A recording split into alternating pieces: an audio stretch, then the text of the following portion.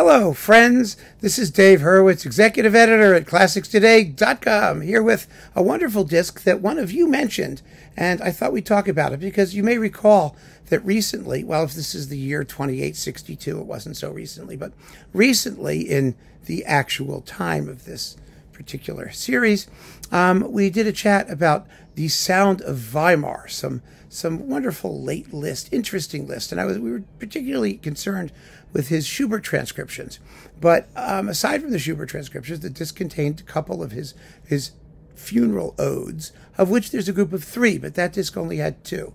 And one of you mentioned, well, you can hear all 3 here on this very fine disc featuring the BBC Scottish Symphony Orchestra under Ilan Volkov on Hyperion. And this is actually, it's sort of like the death-obsessed Liszt, which sounds kind of gloomy, but Liszt was, well, it is gloomy, actually.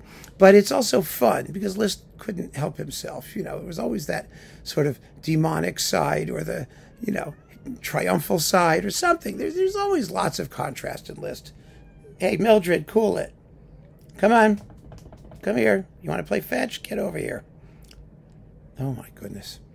You know, she's a beast, this cat. She really is. Anyway, what you get on this disc is the tone poem From the Cradle to the Grave, which is a very late tone poem. It's not one of the 12 symphonic poems that he originally came up with. It was a later work, and it begins with a cradle and ends with a grave. Right.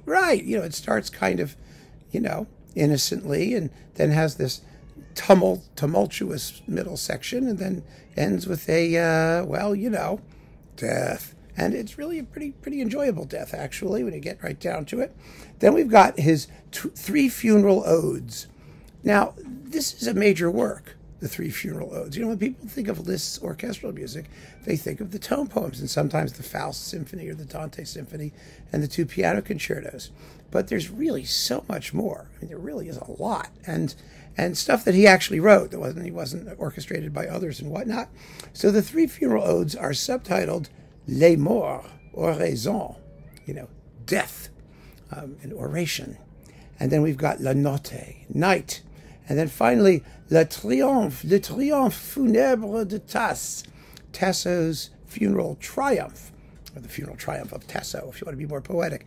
This is completely different from the tone poem, Tasso, Lamento e Triunfo, or whatever that thing is called. It uses some of the same material, but it's a completely different independent work. And these are actually 3 very well contrasted pieces. I mean, if you play all 3 of them together, they last here, 34 minutes. It's basically like a symphony in length, and it's never going to get played that way because, of course... What? Come here. Come on. Never mind. I mean, it's never going to get played that way because who wants to come in here like 3 funeral odes in a row? It's like Mahler's Kindertotenlieder. You know, it's not the kind of thing that is going to like draw a crowd. But I think late Liszt is wonderful. I mean, it's harmonically very, very interesting. It's full of fascinating dark colors and moments of you know, genuine relief and seraphic heaven stuff and turmoil and really, really beautiful works. And they deserve to be heard. They really do. They're like, it's also, you know, like Berlioz's Tristia. Some of these strange triptychs. Maybe we should do a separate talk on strange triptychs or something like that, because they are odd and unusual, but they're quite marvelous. And, you know, late Liszt can't get a break because either people think his music is early and trashy and flashy and virtuosic and empty and bombastic, or it's dark and gnarly and miserable and gloomy and depressing. Well, that's a nice generalization.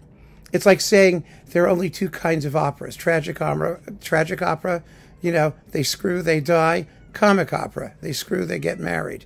You know, I mean, yeah, okay, it's true as far as it goes, but the devil is in the details, of course. And as with all things musical, you have to listen to it.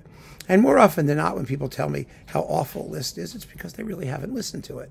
And this is a wonderful disc. And then finally, it ends with the 2 episodes from Lenau's Faust, which includes, of course, the orchestral version of the Mephisto Waltz, which is just delicious. I mean, it's more fun in the piano solo version because it's more virtuosic. It's more obviously brilliant, but it still works very well as an orchestral piece. And it really is one of Liszt's better orchestrations. And it's in its original form, that is as a diptych. Maybe I should do a talk about diptychs. Never mind.